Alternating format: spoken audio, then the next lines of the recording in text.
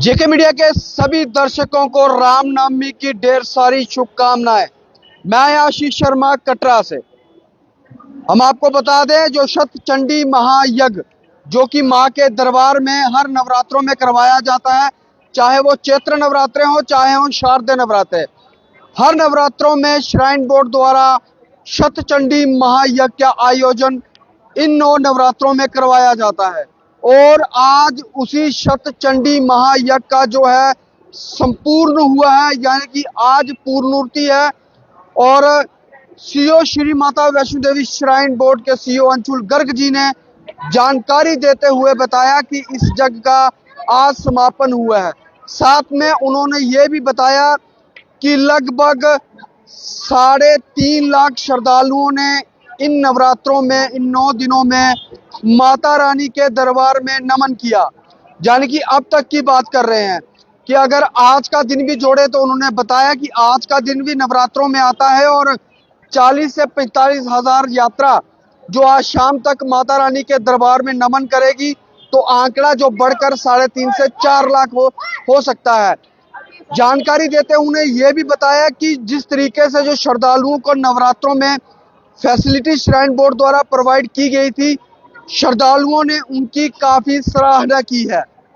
उन्होंने कहा है कि सबसे पहले डिजिटल लॉकर, काफी अच्छा फीडबैक उनको श्रद्धालुओं का मिला है।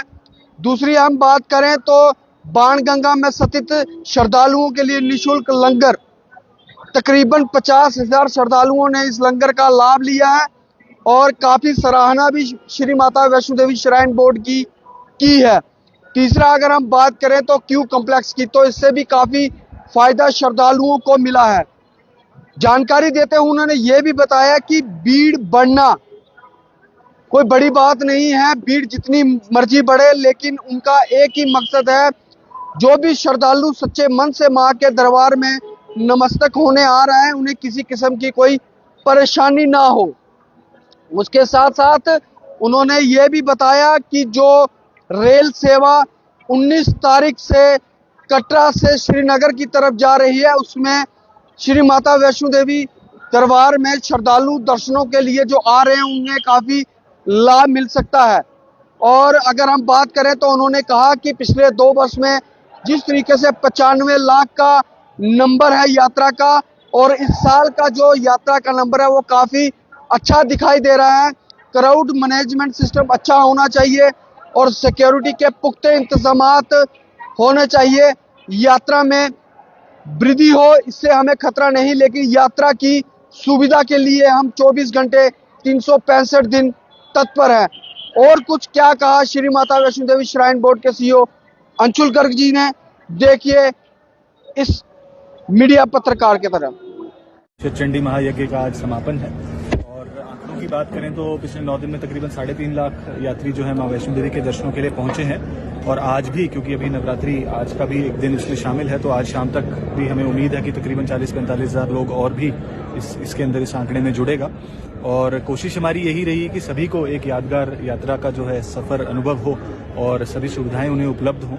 और एक काफी तरीके का फीडबैक भी हमें रिसीव हुआ। बोर्ड की तरफ से हर बार प्रयास रहता है कि श्रद्धालुओं को सुविधाओं के अंदर बेहतरी की जाए और बेहतर सुविधाएं दी जाएं।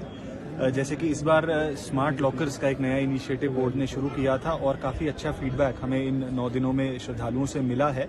और हमारी कोशिश रहेगी कि आगे आने वाले समय में इसको और एक्सपैंड कर सकें। इसी प्रकार से बाणगंगा में एक नई लंगर सेवा की शुरुआत हुई थी और काफी अच्छा फीडबैक उसके अंदर रहा है। और अगर हम पिछले 9 दिनों की बात करें तो 50,000 से ज्यादा श्रद्धालुओं ने उस लंगर सेवा में जो है लंगर की एक्सपीरियंस किया है और एक अच्छा फीडबैक हमें उस फैसिलिटी से मिला है। इसी प्रकार पूरे यात्रा मार्ग पर जो हमारी साज सजावट थी या स्वच्छता का जो कार्यक्रम सफाई अभियान बोर्ड की तरफ से चलाया गया, मां वैष्णो देवी के दर्शनों के लिए आए उनका यात्रा अनुभव और बेहतर हो। और जितना भी फीडबैक यात्रियों के द्वारा हमारे पास रिसीव होता है उसके ऊपर बोर्ड काम करता है। डिजिटल सेवाएं उसके अंदर एक बड़ा इंपॉर्टेंट मीडियम है, ताकि हम ज़्यादा से ज़्यादा यात्रियों को कम से कम कठिनाई के साथ यात्रा अनुभव करा सकें और सभी सर्विसेज को वो अवेल कर सकें। तो मैं धन्यवाद देना चाहता हूं बोर्ड की सारी टीम का, जिनके सभी के जो कोऑर्डिनेटेड एफर्ट्स की वजह से इन सब चीज़ों में हमें कामयाबी मिल पाई। सर, अगर नवरात्रों की जैसा आपने कहा कि यात्रा संख्या में लगातार वृद्धि हो रही है, पिछले 2 वर्ष लगातार तकरीबन 95 लाख यात्री मां वैष्णो देवी के दर्शनों के लिए आए थे और इस साल भी हम एक अच्छा आंकड़ा देख रहे हैं। और जैसा आपने फरमाया कि जैसे जैसे इंफ्रास्ट्रक्चर की बेहतरी होती है, चाहे वो कटरा से कश्मीर की ट्रेन की जैसा आपने जिक्र किया, या जो दिल्ली अमृतसर कटरा एक्सप्रेसवे है जो भी बहुत जल्द हम समझते हैं कि आंकड़े जितने भी हों और ज्यादा हों, लेकिन किसी को भी किसी प्रकार की कठिनाई का सामना ना करना पड़े। क्राउड मैनेजमेंट हम पूरी तरीके से सुनिश्चित करें, सिक्योरिटी के इंतजाम पुख्ता हों और उन्हीं सभी डायरेक्शंस पर एक लॉन्ग टर्म प्लान के तहत बोर्ड काम करें। Thank you.